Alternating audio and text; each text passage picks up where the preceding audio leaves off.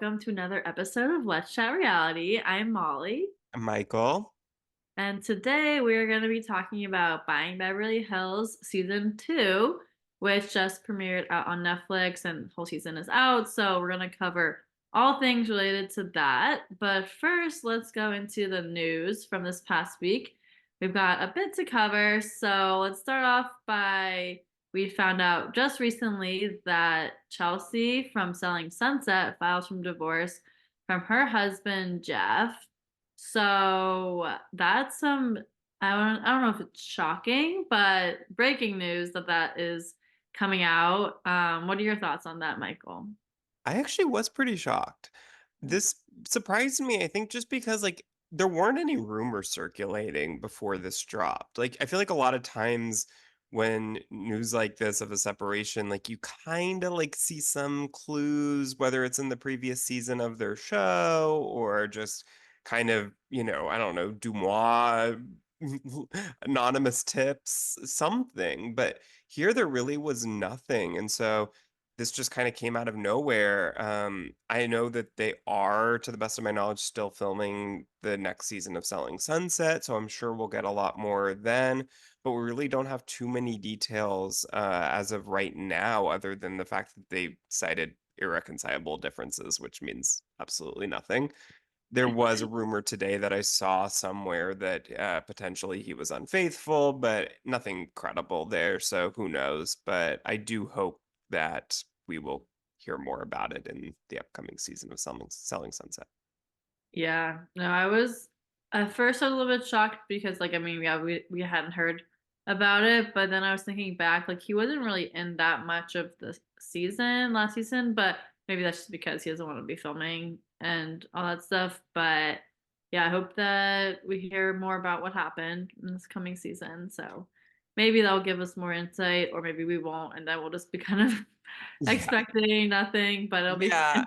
I mean, I feel like unless there is something like this, we don't see a ton of the husbands on Selling Sunset, and so that didn't seem weird to me like it would on Housewives or something where generally you do see a lot more of their family life, and so when the husbands or boyfriends or whatever don't film a lot, it really there's a noticeable difference there. But Selling Sunset, I feel like we don't see a ton of these spouses anyways, so that didn't feel super weird. But I mean, you are right, he didn't. So it's certainly possible that there were things going on that we just didn't know about. Yeah. So we'll stay tuned seeing if we hear anything else, but that's all we know for now. And then moving into some other news, we heard that Ariana Madix is going to be replacing Sarah Hyland as the host of Love Island USA, which is exciting. Another big gig for Ariana, so she's still on top of the world here. Are you excited to see her as the host?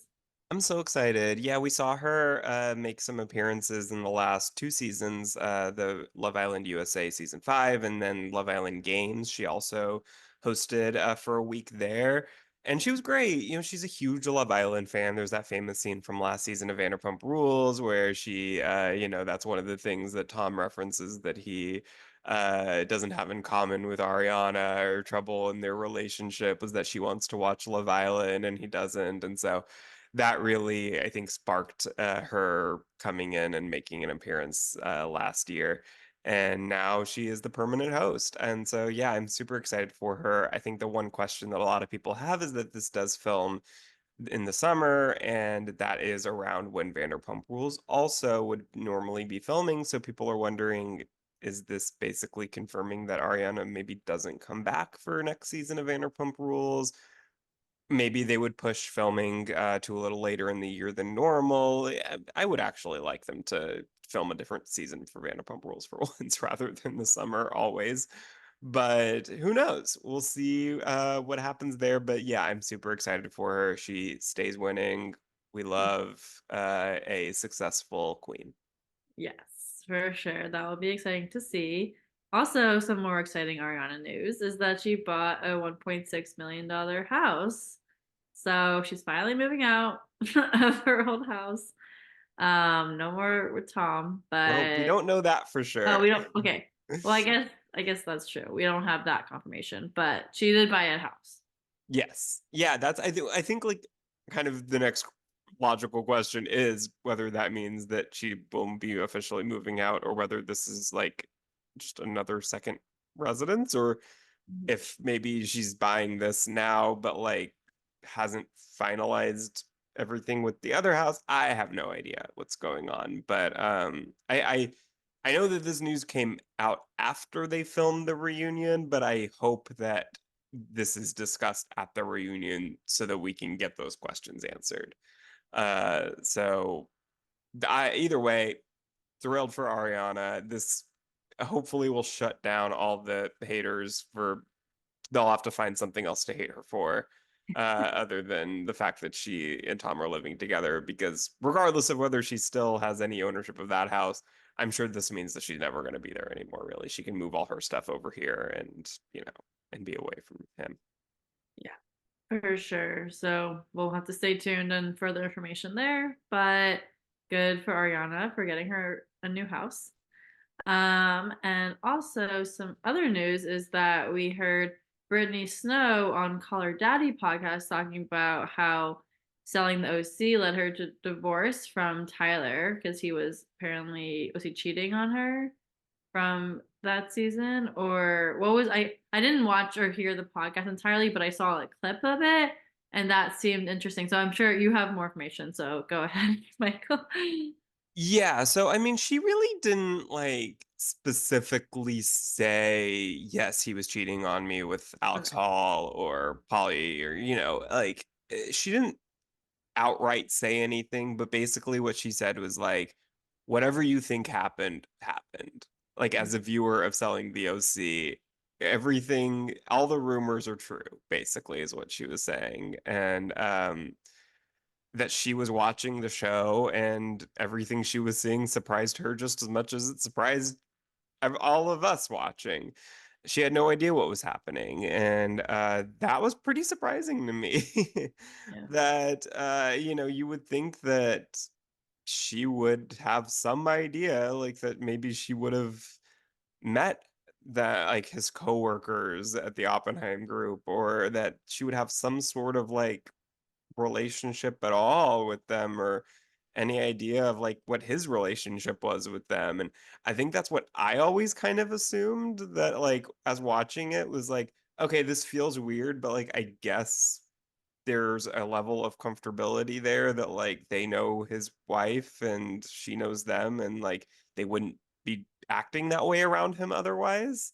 But I guess that wasn't true. And yeah, this podcast made me totally like flip how I feel watching Selling the OC and like especially with Alex Hall. Like I always kind of had defended her a little bit more than I think the average viewer, just because like I just feel like in my mind the context was different. And now like I went back and watched some scenes from Selling the OC. I'm like, wow, I am totally feeling way differently than I did when I watched this originally. So I don't know. It's bizarre. Yeah, that's not good. I definitely now I want to go back and watch some of this to see how that all went down, but definitely not a good situation. I feel bad for Brittany, but glad that she's speaking her piece now, or just in general, just talking about situations so it opens our eyes to seeing more of it. So, Yeah, she never really spoke out about any the show ever. This is really the first time I've ever heard her talk about it. So I'm glad we got her perspective. And yeah, I feel awful for her. yeah. But yeah, it was funny because when we talked about it when we watched Selling Those Seeds season two, we were talking about Tyler and Alex Hall. So now I'm like, oh, maybe I shouldn't have been rooting for them to be I together. know, yeah. Like I wasn't like a huge Alex Hall fan, but like I Yeah, always felt like, you know, I was never a big like Jarvis or Rose fan either. And so like I always was just kind of like I don't know what I felt like people like were so pro Jarvis and Rose, and it was weird to me because like I didn't find them to be super likable either. But like now as I was like watching back some clips from it, I'm like I'm finding myself like agreeing with them more than I did in the past. And like, I Mhm. don't know. It is weird watching with a different, it's like watching post Scandival Vanderpump Rules. Like you just see things so differently. And like, it's like, you can't watch Sandoval now, even in past seasons before you knew about all this without finding him like so slimy and gross. Was before, like, I didn't find him to be that way. So it is so Yeah. weird watching back the same thing with different, like, with different lenses. And it does feel so different now. I don't know. Yeah, for sure. So that'll be interesting to see when season three comes out, what we see in that. Yeah, hopefully ever. It feels like we've been waiting for so long. They filmed it before season two came out, and Oh, that came out in September. So I don't know when season three is coming out, but hopefully soon.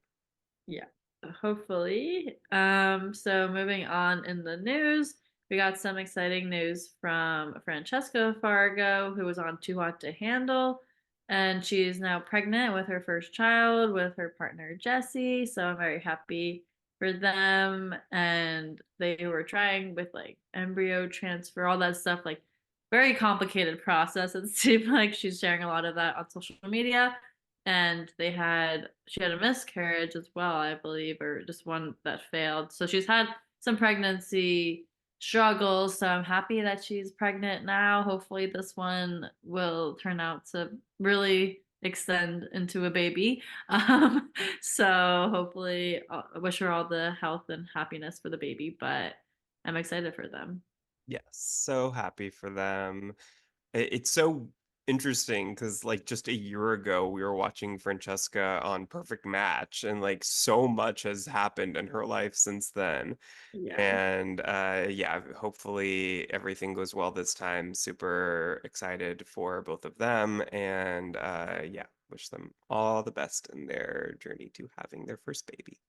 Yes, for sure. Also, some baby news is that Blake Hortzman and Giannina Gubelli, yeah, Gubelli welcomed their first son, Heath Orion, and he was just born, so very fresh baby.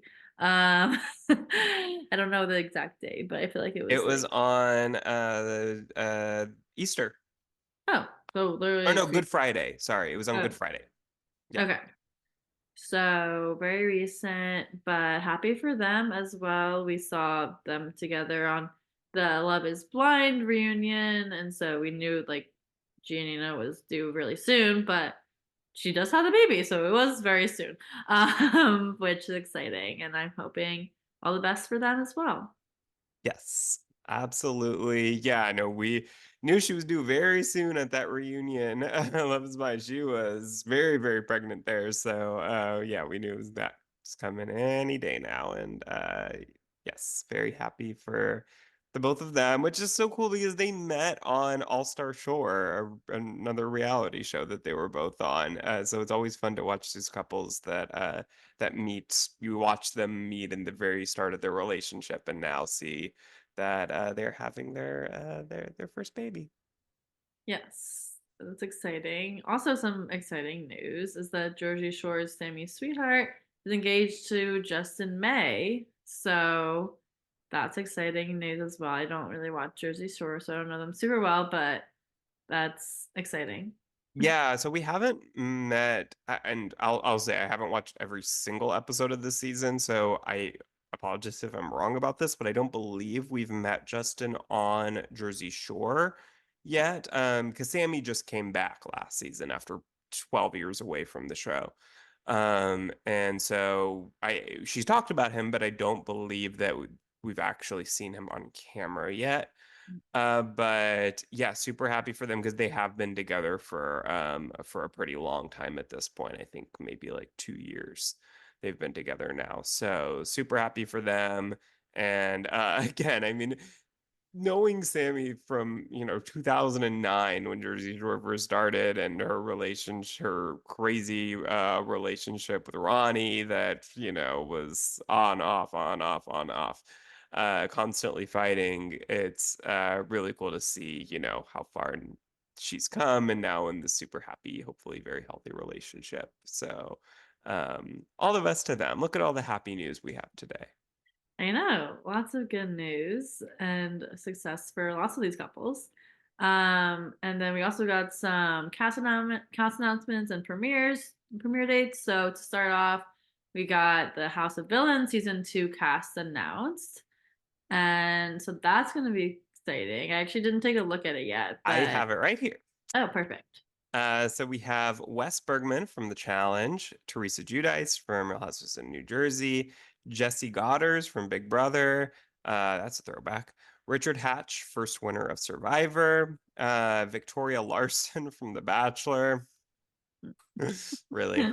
Larissa Lima from 90 Day Fiance, Candy Muse from RuPaul's Drag Race, Camilla Poindexter from Bad Girls Club, and Tiffany New York Pollard, yet again from Flavor of Love. She was also on season one of House of Villains. Safari from Love and Hip Hop Atlanta. So those are our cast members. It doesn't actually have a premiere date yet, but it just says fall on E. Okay. So we have a Well, little ways away. yeah, no, that would be exciting. The cast seems pretty good. Yeah, Um, it what are does. your first thoughts?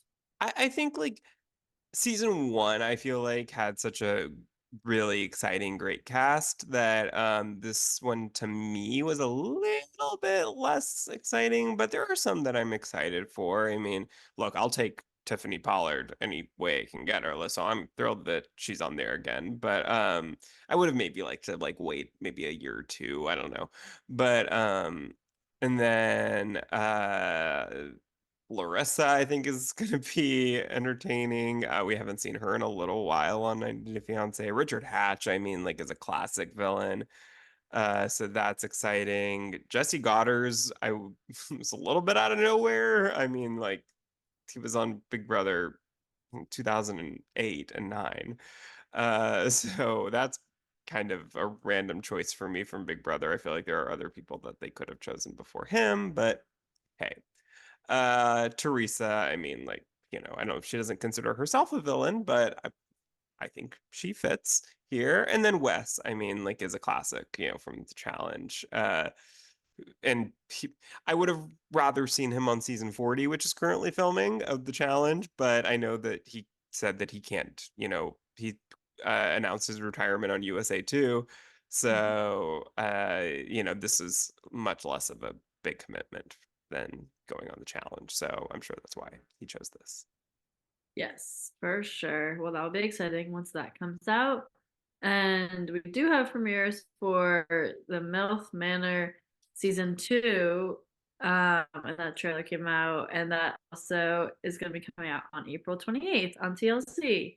And I did not even know that MILF Manor was a show, to be honest. So did you Yeah. watch season one, Michael? I did not, but I'm aware that of its existence. And yeah, excited for people who are excited for it. Love that for you. Yeah, I mean it's like they have six women who are in their 40s and 50s dating a bunch of younger guys, basically, kind of like, The Bachelor for I guess older women who are dating younger guys. So it's apparently I mean I look, I've heard that people really love it, that were watching it. Uh, yeah, not my not my show, but I know that it did well for TLC, so I'm not surprised that it's back. Yeah, that makes sense. Well, that'll be coming up sooner than we know it. Also, another exciting show that, or this one's the MILF Manor, maybe not as exciting. This show is exciting. It's Tyler Cameron. Going Home with Tyler Cameron is what it's called. It premieres on Prime Video April 18th, which is just a few weeks, 2 weeks away now. Yeah. Um, so that's really exciting. Excited to see Tyler Cameron back on our screens, and home renovations and all that stuff, which he's been doing for a while. So it's like he knows how to do that kind of stuff. So I'm excited to see it in a reality TV sphere. Yeah, and we have some familiar faces who are in the trailer. Matt James, Rachel Kirkconnell, Jason Tartick, and even Hannah Brown. Yeah. makes an appearance. So I think that was smart of them to put those faces in there because I think that will get people to watch to be like, oh, I want to see Tyler and Hannah interact again. And people will love his friendship with Matt. And so that was very smart. I think that will get some viewers to just watch, even just to watch those little scenes that maybe wouldn't have been interested to watch a home renovation show otherwise. Yes, for sure. So, got some exciting shows coming up. But now, shall we get into buying Beverly Hills? Yes, let's do it. So this was actually my first season watching. I did not watch season one, but I did enjoy watching season two. I feel like you didn't really need to have that background of season one necessarily to know what was going on and like the cast, and you can understand like what's happening. But overall, what were your thoughts on season two? Yeah, I enjoyed season two a lot. I think that the built-in intrigue with Mauricio and Kyle's relationship was a big jump in I think interest for season two versus season one because we started to hear about this on Real Housewives of Beverly Hills this past season. This filming of Buying Beverly Hills somewhat coincided with the season of Beverly Hills, but it started filming quite a bit later. So um there was still that talk of their relationship, but from the beginning of the season to the end, rather than in Beverly Hills, it was kind of like towards the end of the season really started picking up a lot of talk about that. So we kind of got it more so this time from Mauricio's point of view, which is really interesting, and from their kids' point of view. That was something that we didn't see a ton of on Beverly Hills. It was mostly all from Kyle's point of view, naturally. So I thought that was really interesting, but then even the rest of the drama and everything, there was a lot going on. So I enjoyed it. What about you?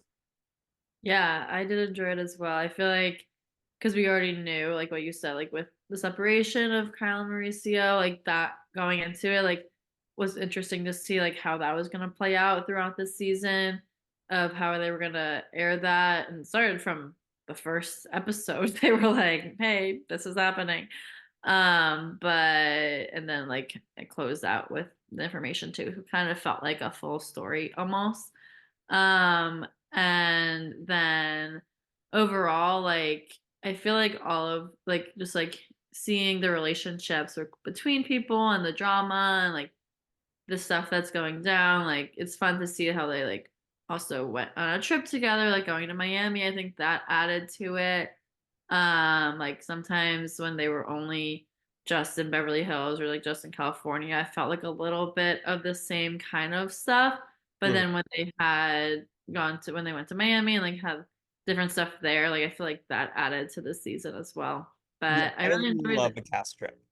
Yeah, definitely adds to it. So Michael, what would you say comparing buying Beverly Hills and selling Sunset? Because selling Sunset, we see also pretty similar situation of having realtors together in a group and then like selling Mhm. houses, but also having the drama versus like this is different because it's kind of two groups. But so what are your thoughts in that? Yeah, it is really interesting to me how different these shows are for them being kind of very similar concepts. It But selling Sunset and selling the OC to me, it feels like a much smaller group of people. And it's, I think, much more focused on the drama that is not at all work related, rather than buying Beverly Hills. That to me, a lot of the drama is more work related. And it feels like their office is so much bigger. Like it just feels like there's so many more people there. And there probably are a lot more people at the Oppenheim group than we actually see on the show. But to me, like I, I think that to me, by selling Sunset and selling the OC, the drama and the show just in general feels a little bit more manufactured in a lot of ways, where I feel like they're trying to make us feel like the only people at this firm are the people that are on the show.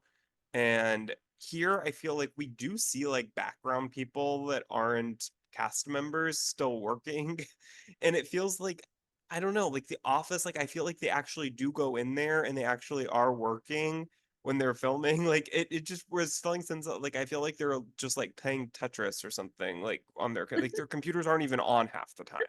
Like I don't Yeah. know, they're playing Wordle in the morning while they're like it's like I feel like they're literally only there when they're filming.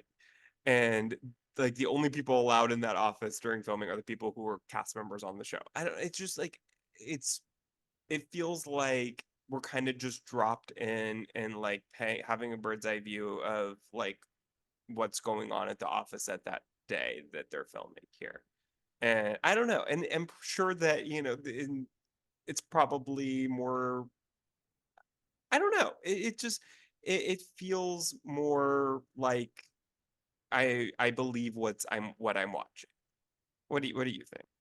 Yeah, I agree with that. I feel like the people like that we're seeing in Selling Sunset are very much just like they're filming this for TV versus in Buying Beverly Hills. I feel like it's kind of it does feel more real and that's their lives and like they're actually working and doing all the real estate stuff and that drama is kind of centered around a lot of that work stuff, which sometimes I'm like getting a little bit bored of it to be honest. I'm like I don't care about who gets this selling or who has the listing. Like, Yeah. I want to know what your drama is in your personal life. So I kind of like I like both shows, but like I was kind of like, oh, like this isn't that much drama. Like it's drama, but it's not like that serious. It's drama to me because I'm like, oh, it's just like their work drama. Um, Right. but I mean, obviously, then it feels more real because like that actually is real stuff that's happening. Mm-hmm. Yeah, like selling Sunset and selling the OC, like there's so much, I feel like with the fashion is so Yeah. crazy out there that it's like, okay, I know that you're not wearing this in the office when you're not filming. Like, and sure, I know they know that's why a lot of people are watching to see what they're wearing. Like, that's a big part of why the show is as successful as it is to some degree. But it just takes away from the authenticity of it to me. Whereas here, I believe that what they're wearing to the office, like it didn't feel that weird to me. Like that probably is to some degree what they're wearing when they're not filming. And it just if it it felt like I when like I don't know, like you know, we're gonna talk about this, but like when Sonica got fired, like that's not something we've ever seen on any of the selling shows. Like we've never seen someone get fired. Like and that was just I don't know, one example. We've never seen like the what they did the auction. We've never seen that on or even talked about on any of the selling shows. And so like there's just certain parts of like the real estate industry that I felt like watching this, I'm like, why have we never heard of this before, seen any of this before on any of the selling shows? And I think that in large part it's because they are very much like having I don't know, like when they're filming, it's not a regular day at the office. Whereas here I felt like, okay, they're just filming them at a regular day at the office.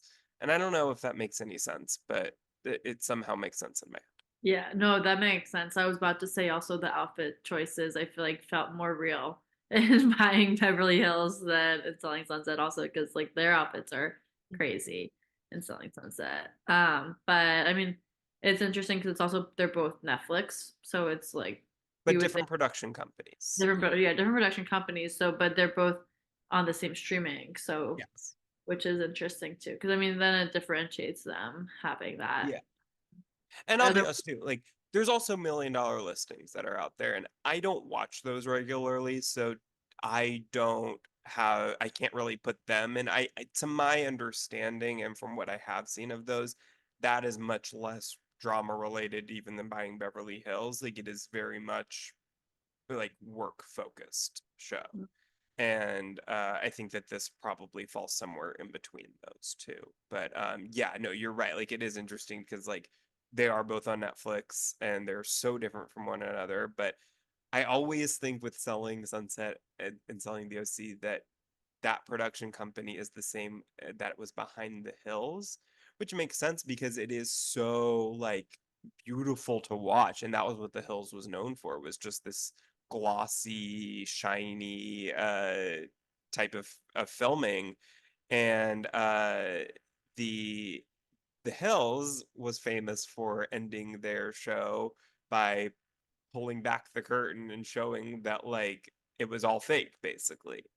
And so when you see a show by that same production company, you're like, I feel like I'm more closely watching it. Like, is this real? Like, is what I'm watching at all what's actually happening? And I don't want to think that when I'm watching a reality show. And I didn't think that while I was watching Buying Beverly Hills. And so, you know, who knows? But that's to me the big difference there between those two shows. Yeah, for sure. Well, moving into more specifics with Buying Beverly Hills, we saw that we had the announcement of Kyle and Mauricio sharing about their separation, but that also was shared on Real Housewives of Beverly Hills. So, how did that compare versus seeing that on Buying Beverly Hills? So, Real Housewives of Beverly Hills. Sorry, it's a lot of Beverly I Hills. I know. don't know if I messed that up in saying it, but And I get what you're asking. yeah. Um, so like I said, this was much more Mauricio's point of view, whereas Real Housewives was more Kyle's point of view. But a lot of fans, when the clips started to come out before the season of Buying Beverly Hills even premiered, we started to get some clips of Kyle and Mauricio talking, and we had a little clip of, the conversation they had with their daughters, and people were saying, why didn't we see this on Real Housewives? Like, this is, a big part of the story that we didn't get on Real Housewives. And people started to come at Kyle for it, basically saying, like, you were hiding parts of your life so that you could share it on Mauricio's show and get viewers to that. And, people were saying, like, why are you on a reality show hiding parts of your life? Blah, blah, blah. What you have to remember is that Buying Beverly Hills filmed much started much later than Real Housewives started filming. And so they were at a different point in their relationship at that point. And you can tell that because as they're filming this show, Kyle's saying, they're picking cameras back up for Real Housewives of Beverly Hills. That was months after principal filming stopped on Real Housewives. So you can tell the timeline by, the conversations that are having about Real Housewives, which they did talk about it a few times on the show. Like, their daughters asked Kyle, "Oh, how's filming going?" Blah, blah, blah. Like, you could tell, okay, filming had ended by that point because they're talking about it in past tense. So the timeline is really important here, and it is really confusing. I'll give it to that. Like, it is really confusing to kind of figure out, okay, when was this happening here? Like, they don't make that very clear, but it was just a different point in time. And so there was much more talk about it and much more specific conversations happening just because the press had already come out about their split and their relationship during filming of Buying Beverly Hills, whereas when that came out on Housewives, that had finished filming and they had to pick the cameras back up for just a few days to capture some of the reactions. But I think, that to give Kyle credit, that was, I think, the big reason why there was a lot more specific conversations happening here versus there. Yeah, that makes sense. And it is interesting because they are talking about like how she was filming and all that stuff. Like she wasn't there a ton, and all that stuff was like talked about because of that. So I was interested to see, or like for me, like knowing like I don't watch Real Housewives Yeah. of Beverly Hills, but like hearing about that, but then also we didn't really get to see her at all, really, on Buying Beverly Hills, which I thought was interesting because we're seeing so much of her family, but nothing of her. Which I mean would make sense if she was filming, but she wasn't filming that whole time. Like, where was she the It rest of it? Yeah, it's contractual stuff with it's different production companies that handle this show versus Real Housewives, and so she can only film so much. Like, you didn't see her at all on season one. So Oh, wow. the scenes that we saw her here, it was a lot more than we saw her on season one. And they just kind of had to, because like when their relationship is such a big part of it, like how do you not have Kyle in there at all? So I'm sure that's why they allowed her to film more this season because she was gonna have to be just like, organically she had to be a much bigger focal point and the relationship had to be than it was in season one. So we did see more of her there this season. But yeah, I mean it still wasn't a lot, but that's I would say as much as we saw of Mauricio on Housewives. So it was I would say pretty even. Yeah, that makes sense. Well, it was definitely interesting to see them announce that and all that went down because we were hearing about it before this came out. So it was interesting to see how that, like the reactions of the daughters and all that stuff, definitely felt genuine in the moment. So Oh yeah, that was heartbreaking to see. I know. Oh, I felt so bad for the daughters. I know, me too. Um, well, speaking of doctors, one of them, Alexia, was working on the Rustic Valley Ranch listing with Joey. And that was some drama that came about from there. Do you think that Joey should have given Alexia more credit for getting that listing? It seems like it. Yeah, this was kind of the first drama that we saw this season in the premiere episode. And yeah, I mean, so it seems like their client that they were working on this together, and their client was a friend of both of theirs from high school or middle school or something like that. Like they'd known him a long time, and then Joey is telling people that, he got the listing by playing golf with him. So it seems like, yeah, that was much more than he was trying to let people think. He wanted it to seem like he got that on his own and that he, really was trying to chum up to him to play by playing golf and all this stuff and all this work to get it, where in reality they just were friends from school and from childhood. And so and Alexia was also friends with them. And so I do think that Alexia deserved more credit there than he was giving her in that moment. But what did you think? Yeah, I agree. I feel like he was like not giving the full truth into it in the beginning, which was obvious, but then she definitely saw through it and she was like, "Why are you doing this?" Or why are you saying that? But I think, I mean, they also, I feel like the show just like kind of wanted some drama, so they probably were like, "Don't tell her." Um, but Possible. Yeah. yeah, But I or also think maybe, that probably he, I don't know, he was very much seemingly trying to kind of like downplay, like, oh, Alexia, you're really good at the events part of it. Like, it felt like he was really trying to kind of downplay her abilities. And that was probably part of that also by trying to prop himself up as getting this client and not wanting to give her credit for that. yeah, definitely. Also, do you think it was wrong for Joey to advertise the BZP group so much at that open house? Because they're in different groups there. So, what were your thoughts on that? I don't necessarily think it was wrong of him to advertise the BZP group, but I think that he should have told Alexia he was doing that so that she could have brought stuff for the Umansky group. Yeah. And that was, I think, the big problem there was that he didn't tell her that he was doing that, and so she didn't think that she should do that.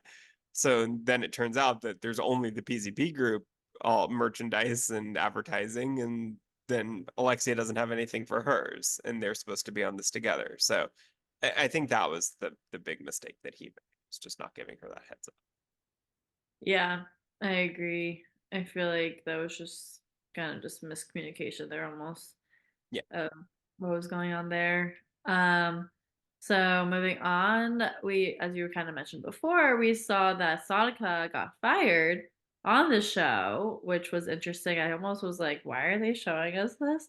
I know. But do you think that she deserved to get fired? It was from the Grauman Rosenfeld group. And then they were still saying that she was going to be part of the agency. So that was a little bit confusing to me, but it wasn't like she was totally fired just from that specific group, right? Yes. So Yeah. that's I didn't understand that in the moment at first. It really seemed like she was just getting fired from the agency and overall. Yeah. But I guess he was just firing her from the Grauman Rosenfeld group. And then we saw her meet with Mauricio later, and he was like, "Yeah, like just because you're fired from that group doesn't mean you're out of the agency completely." So I guess Mhm. for now she's kind of like a solo agent, which I guess they have those that people that aren't part of one specific group within the agency, and they're just kind of solo agents, and so that's what she is right now. Okay. But yeah, I mean, like, look, I hope for her sake that that was a, a recreation of her firing, I guess, and not the first time, or she had some heads up that that was happening. I don't know. I mean, like, I would feel really bad for her if that literally was just the first time. And honestly, like, that emotion seemed real to me. So, like, Yeah. either she's a really good actress or that was pretty real firing that we saw on camera. So I don't know what, but I do think that, I mean, so I guess what we saw before that happened was that she had broken up with her boyfriend, who was also an agent at the agency, and he was the one who kind of brought her into the group. And she felt like when they broke up that he basically everyone at the agency took his side, and she didn't feel super comfortable there anymore after that. And so apparently she just wasn't coming into the office, which like I would like to be able to do that and not get fired. So if that's what happened and she just kind of was going to travel all the time and not coming into the office and not working really, then yeah, she deserved to get fired. Um, but I mean, since we never really got any sort of like she never refuted that really, like she just kind of gave her reasoning for not coming in, but she never tried to say that she was coming in all the time. So I guess from what we know, yeah, I do think that she deserved to get fired. Yeah.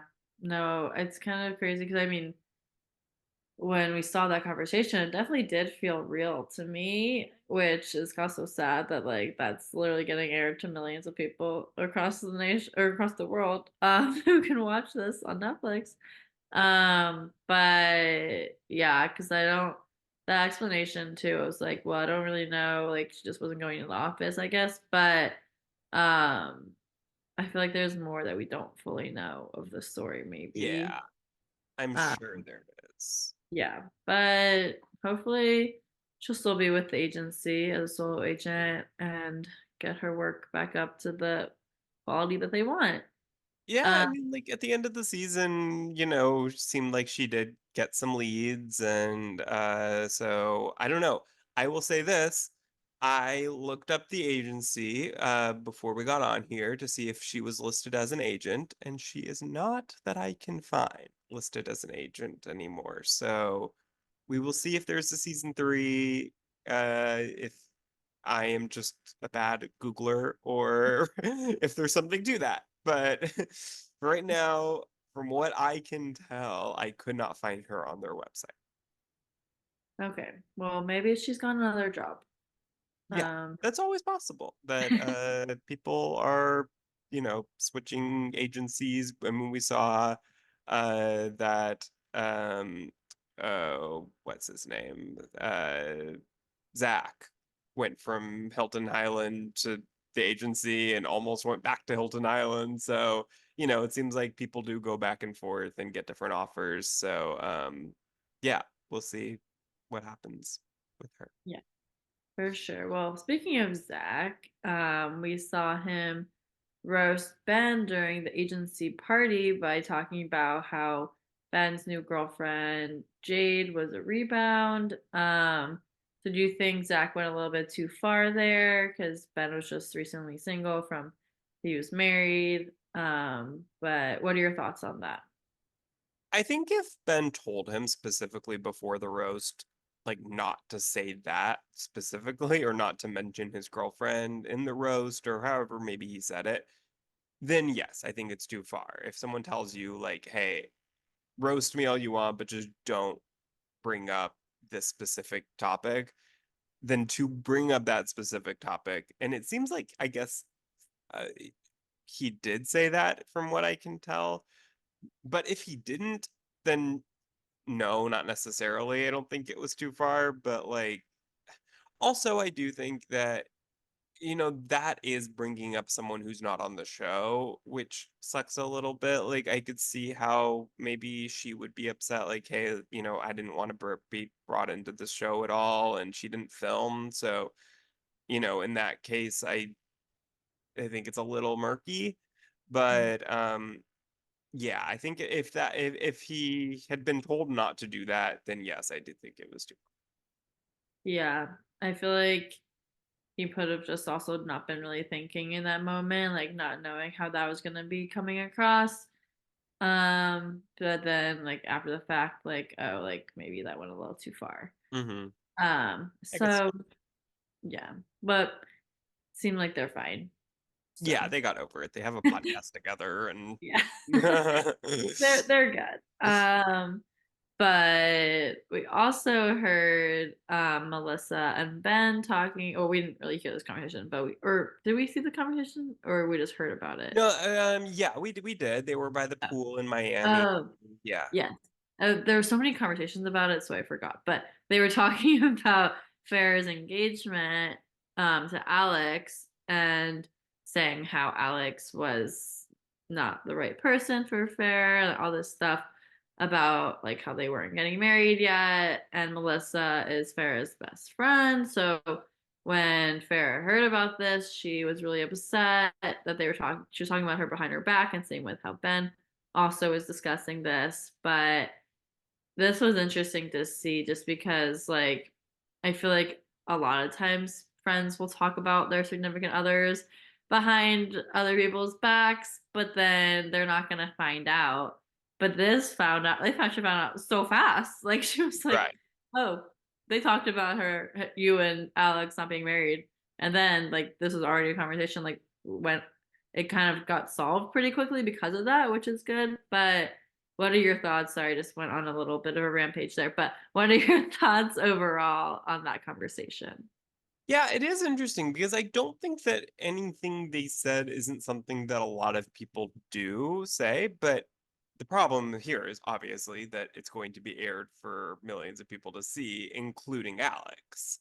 Yeah. And so I think that's the big problem there is that you can't say that on camera, those comments, and then not expect it to come right back in your face and potentially, change your relationship to your best friend if they end up staying together, especially. Now Yeah. we know that Farrah and Alex are not together currently, so I would think that that would help in Farrah being able to get over it.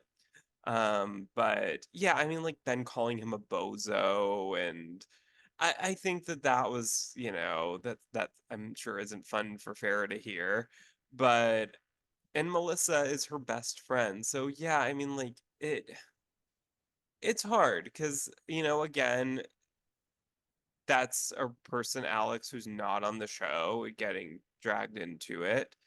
Um, but on the other hand, this is a little different because obviously Farrah is aware being on this show about her life that if she's having these relationship issues, that is a topic that's going to be brought up on camera.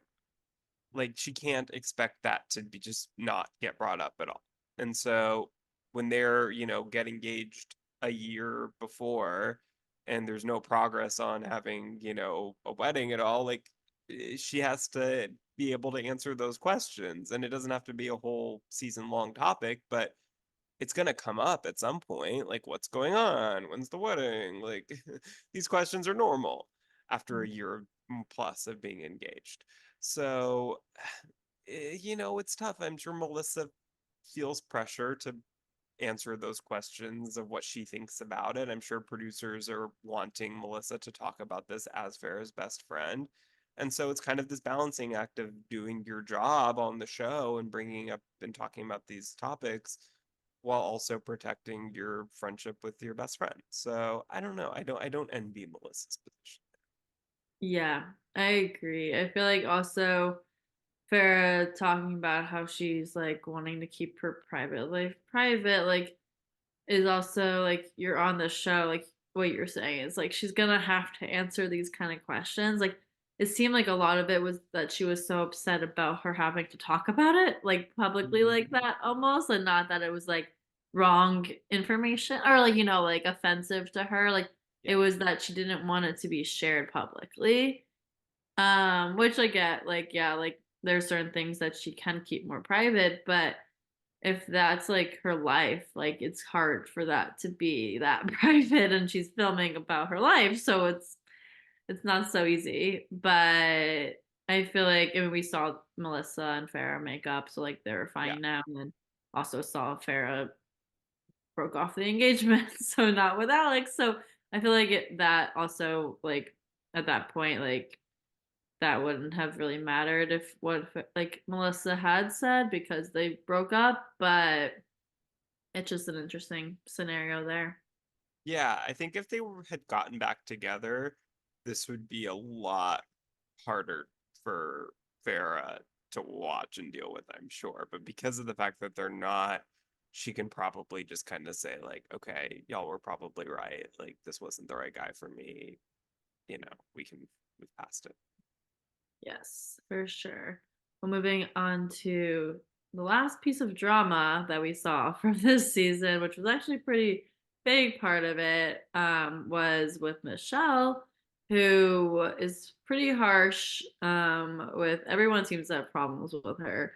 But for one of the main things she did was saying that it would be business suicide for one of the Umansky girls to succeed Mauricio when he retires, because she believes that they're not fit for it, and then that would ruin their agency. But what were your thoughts on that? That was harsh. Yeah.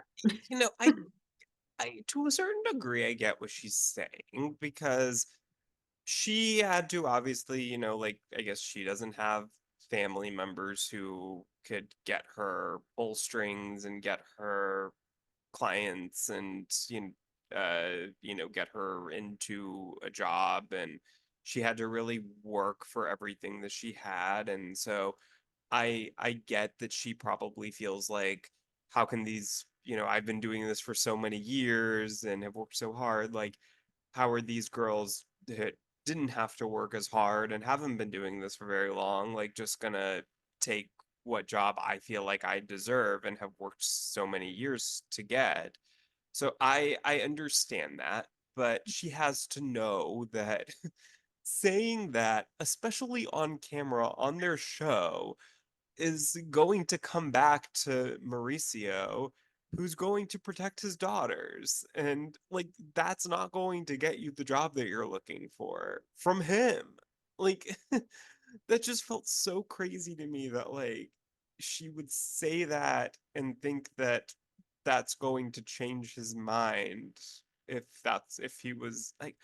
And also, this isn't happening anytime soon. Like, Mauricio's like right in his like late 50s, right?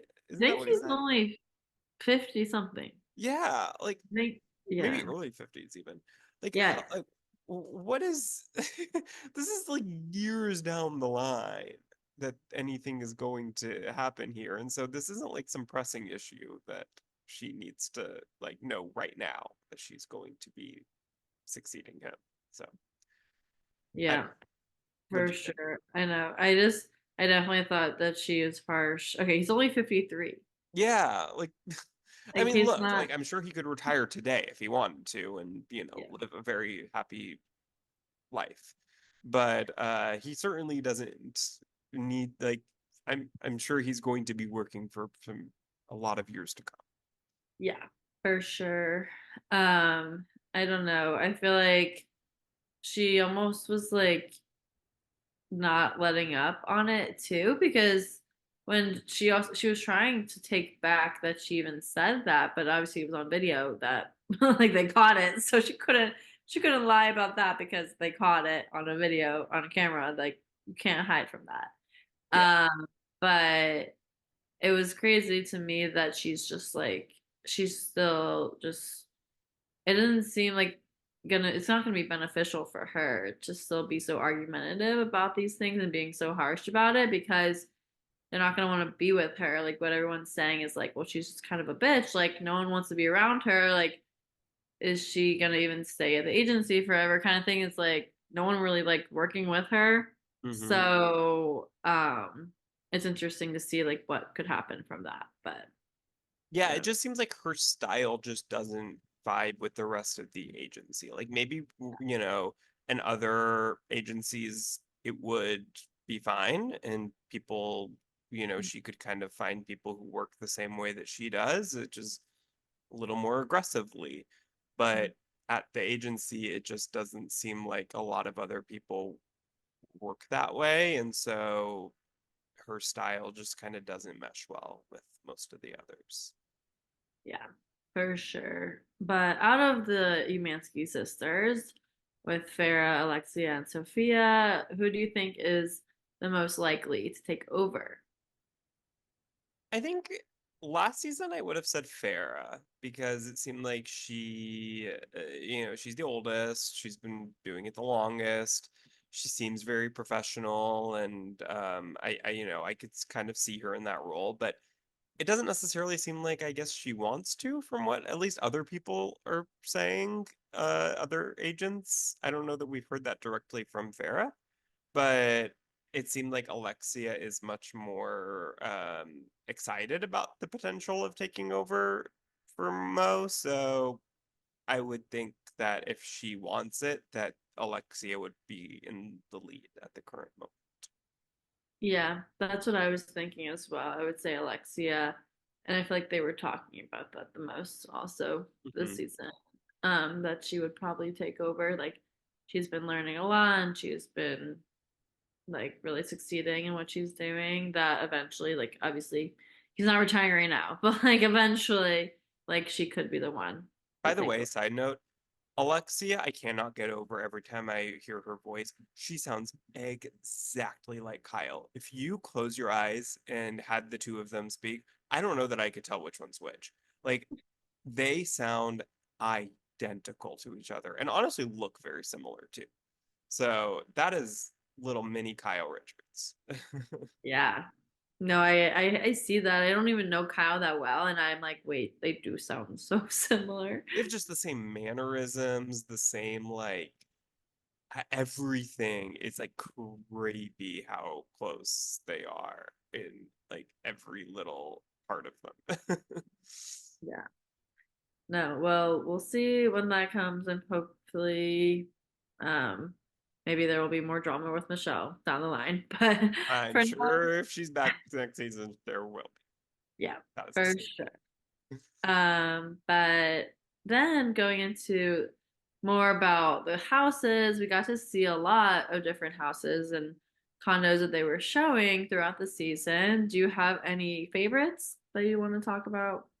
I think the Miami properties that Yeah. they saw were my favorites. Those were crazy. Those were so like I love modern houses. I know we talked about this when we did Selling Sunset, or Selling the OC maybe. But those were to me the like most jaw-dropping. What about you? I agree. I feel like that really, really high skyrise, like the Yes. that condo Yeah. apartment, like that view, I was like, Yeah.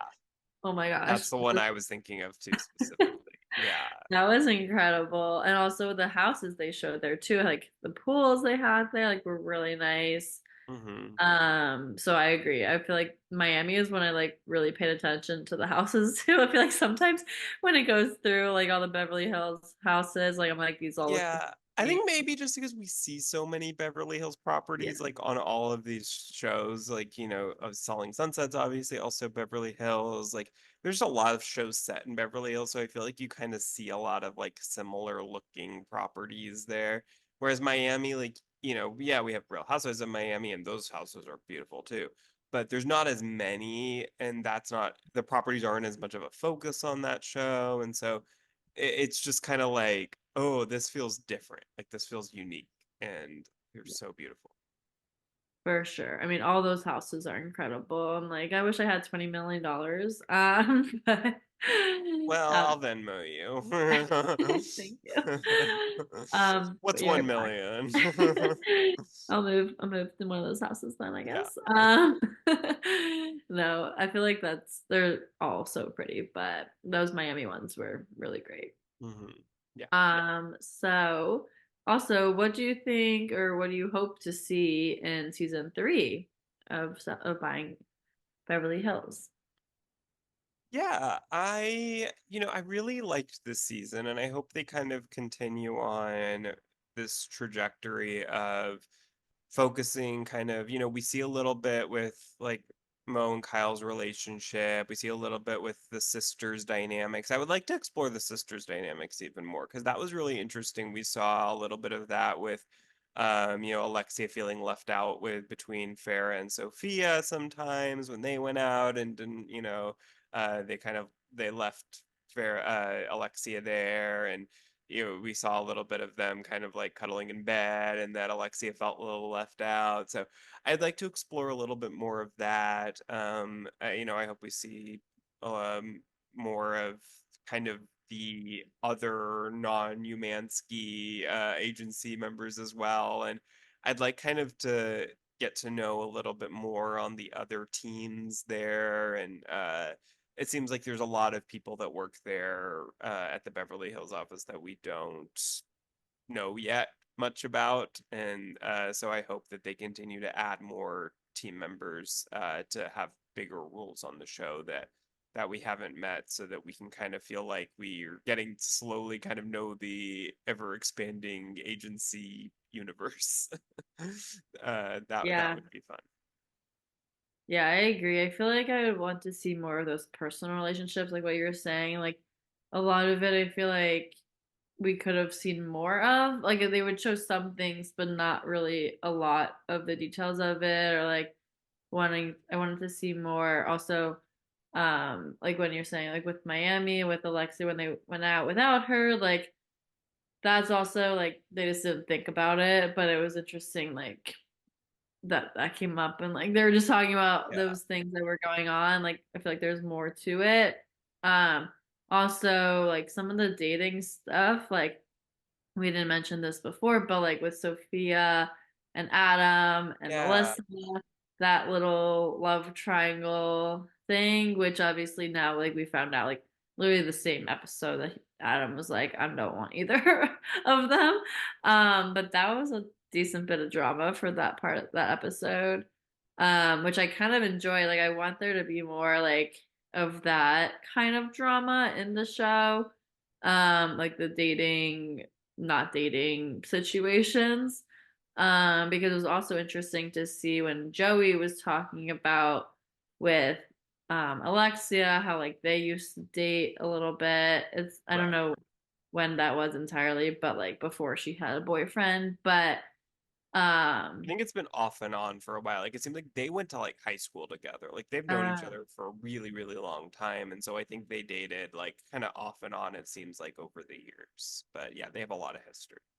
yeah, well so then they should go and talk more about that because I Yeah, want no, definitely. Like that's kind of another thing that I think makes this unique over the either to of the selling shows is that there is that history between a lot of them. There is that family dynamic. Like there is just kind of this like long and a lot of them came from Helton and Highland. Some of them are older agents than we ever see on either of those other shows, and so I think there is that uniqueness about Buying Beverly Hills and just the agency in general that really I hope is explored more in future seasons because it is what really sets it apart to me. Yeah, no, I definitely agree. I feel like whenever there's kind of those pre-existing relationships before they're filming, there always happens like, or it doesn't always happen now in reality TV. So like when that does happen, like that's gonna Hmm. accentuate it and like make it better than it Yeah, is for sure. because there's already that history which causes there to be drama, and obviously family has to be history there because they were family or they are families. Yeah. So that also is an added bonus to that. So hopefully we get to see more of those dynamics and evolving throughout the next season. Any other closing thoughts you have, Michael? No, I think that pretty much covered it. I enjoyed the season, and I hope that that we do get a season three. It seems like I'm seeing a lot of chatter about it online, and it did just today. We got the Netflix top 10 the weekly viewership report, and it came in at number 8 for last week. So it did. I always think that, it made the cut. Anytime an unscripted show on Netflix makes the cut for the top 10 of the week, it gives me hope that it will return for another season. So I do think that that's a good sign. So we'll see. Yeah, for sure. I hope that there is another season. I really enjoyed watching this one. So we'll stay tuned to see when that gets announced, and we'll be sharing that in a news segment. But thanks so much for watching everyone or listening to the podcast, everyone. And don't forget to like and subscribe on where you find your podcast and follow us on Instagram at Let's Chat Reality. And we will talk with y'all next week. See you later. Bye, everyone.